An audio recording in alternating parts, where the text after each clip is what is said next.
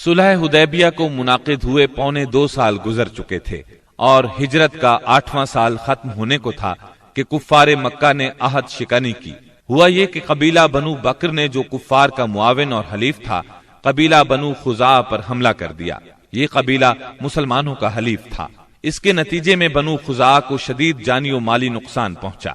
ان بیچاروں نے امان بھی مانگی، بھاگ کر خانہ کعبہ میں پناہ بھی لی، مگر انہیں ہر جگہ بے دریغ قتل کیا گیا۔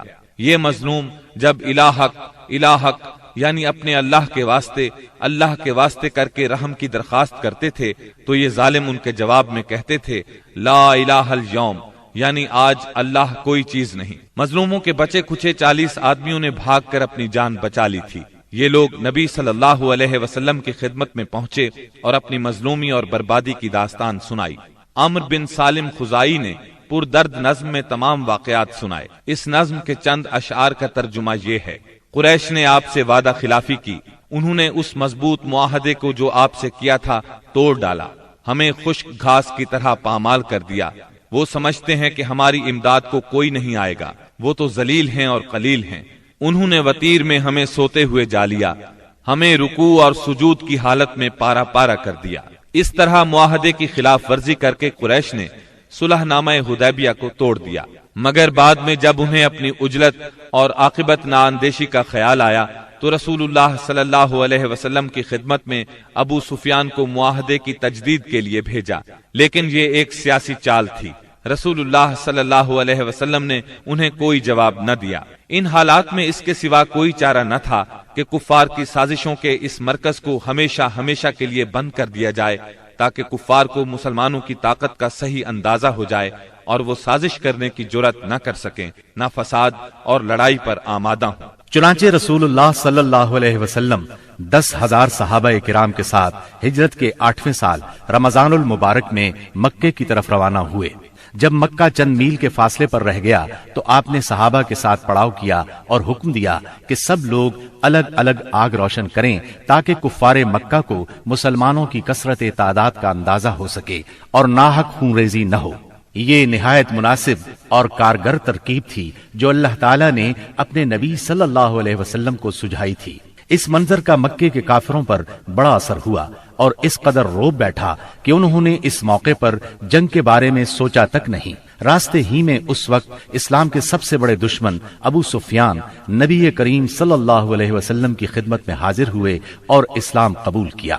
انہوں نے نبی کریم صلی اللہ علیہ وسلم کے ارشاد کے مطابق مکے پہنچ کر یہ اعلان کیا: جو کوئی ہتھیار پھینک دے گا اسے قتل نہیں کیا جائے گا، جو کوئی خانہ کعبہ کے اندر جائے گا اسے قتل نہیں کیا جائے گا، جو کوئی اپنے گھر کے اندر بیٹھ رہے گا اسے قتل نہیں کیا جائے گا، جو کوئی ابو سفیان کے گھر پناہ لے لے گا اسے قتل نہیں کیا جائے گا، جو کوئی حکیم بن حزام کے گھر پناہ لے گا اسے قتل نہیں کیا جائے گا، بھاگ جانے والے کا تعاقب نہیں کیا جائے گا، زخمی کو قتل نہیں کیا جائے گا، اسیر کو قتل نہیں کیا جائے گا۔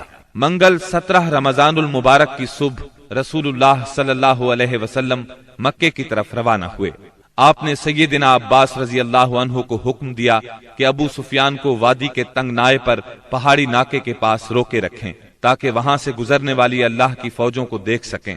سیدنا عباس نے ایسا ہی کیا۔ قبائل اپنے اپنے پرچم لیے وہاں سے گزرنے لگے۔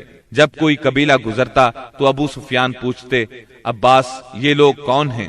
جواب میں سیدنا عباس رضی اللہ عنہ کہتے، بنو فلاں، مثلا یہ بنو سلیم ہیں۔ یہاں تک کہ انصار کا دستہ گزرا جس کا پرچم سیدنا سعد بن عبادہ رضی اللہ عنہ کے ہاتھ میں تھا۔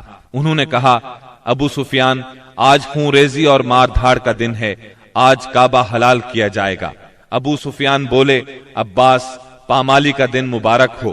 پھر رسول اللہ صلی اللہ علیہ وسلم اپنے سبز دستے میں تشریف لائے۔ آپ مہاجرین اور انصار کے درمیان میں تھے، یہاں صرف لوہے کی باڑ دکھائی پڑ رہی تھی۔ ابو سفیان نے کہا، سبحان اللہ، عباس یہ کون لوگ ہیں؟ سیدنا عباس رضی اللہ عنہ نے کہا، یہ انصار اور مہاجرین کے ساتھ رسول اللہ صلی اللہ علیہ وسلم ہیں۔ ابو سفیان بولے، بھلا ان سے محاذ آرائی کی کسے طاقت ہے؟ تمہارے بھتیجے کی بادشاہت تو بہت زبردست ہو گئی ہے۔ سیدنا عباس رضی اللہ عنہ نے کہا، یہ بادشاہت نہیں نبوت ہے۔ ابو سفیان بولے، آپ ٹھیک کہتے ہیں۔ پھر انہوں نے رسول اللہ صلی اللہ علیہ وسلم کو سیدنا سعد رضی اللہ عنہ کی بات بتائی۔ آپ نے فرمایا، سعد نے غلط کہا، آج کعبے کی تعظیم کا دن ہے، آج کعبے کو غلاف پہنایا جائے گا۔ پھر آپ نے پرچم سیدنا سعد رضی اللہ عنہ کے ہاتھ سے لے کر ان کے صاحبزادے قیس کے حوالے کر دیا۔ جب رسول اللہ صلی اللہ علیہ وسلم ذی طوا پہنچے تو میسرہ کے سالار سیدنا خالد بن ولید رضی اللہ عنہ کو حکم دیا کہ وہ قدا کے راستے مکہ میں زیریں حصے سے داخل ہوں اور کوئی آڑے آئے تو اسے کاٹ کر رکھ دیں یہاں تک کہ صفا پر آپ سے آ ملیں۔ نبی صلی اللہ علیہ وسلم نے میمنہ کے قائد اور علمبردار سیدنا زبیر کو حکم دیا کہ وہ قدا کے راستے بالائی حصے میں داخل ہوں اور حجون میں آپ کا پرچم گاڑ دیں، نیز رسول اللہ صلی اللہ علیہ وسلم کی آمد تک وہیں ٹھہرے رہیں، جبکہ پیادہ اور بے ہتھیار لوگوں کے قائد سیدنا ابو عبیدہ رضی اللہ عنہ کو حکم دیا کہ وہ بطن وادی کا راستہ پکڑیں اور مکے میں رسول اللہ صلی اللہ علیہ وسلم سے آگے اتریں۔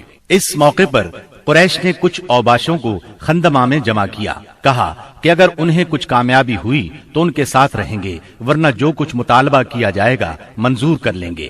جب خالد بن ولید رضی اللہ عنہ ان کے پاس سے گزرے تو ایک معمولی سی جھڑپ میں ان کے 12 آدمیوں کو کاٹ ڈالا اور باقی بھاگ کھڑے ہوئے۔ اس کے بعد سیدنا خالد بن ولید رضی اللہ عنہ مکے کے گلی کوچوں کو رونتے ہوئے کوہ صفا پر رسول اللہ صلی اللہ علیہ وسلم سے جا ملے، البتہ ان کے دستے کے 2 آدمی بھٹک کر لشکر سے بچھڑ گئے اور شہید کر دیے گئے۔ ادھر سیدنا زبیر رضی اللہ عنہ نے حجون میں مسجد فتح کے پاس جھنڈا گاڑا اور ایک خیمہ نصب کیا، اس میں ام سلمہ اور سیدہ میمونہ رضی اللہ عنہما نے قیام کیا اور وہیں ٹھہری رہیں یہاں تک کہ رسول اللہ صلی اللہ علیہ وسلم تشریف لے آئے۔ تھوڑی دیر آرام فرمایا، پھر آگے بڑھے۔